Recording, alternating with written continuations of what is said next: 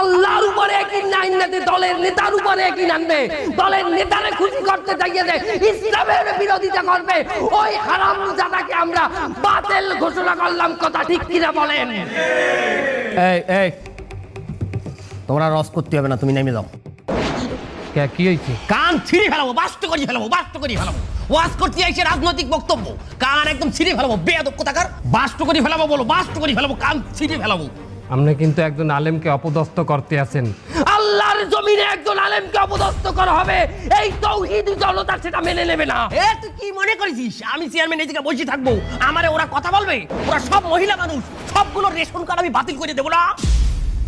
এই হুজুর, হুজুর আপনি বসেন, আপনি কোথায় যাবেন না? এই আপনি কি মনে করেছেন এই জায়গায় সব কি মহিলা মানুষ বসে আছে নাকি? আপনি একজন আলেমকে অপমান করবেন, আমরা ধর্মপ্রাণ মুসলমানরা বসে থাকবো?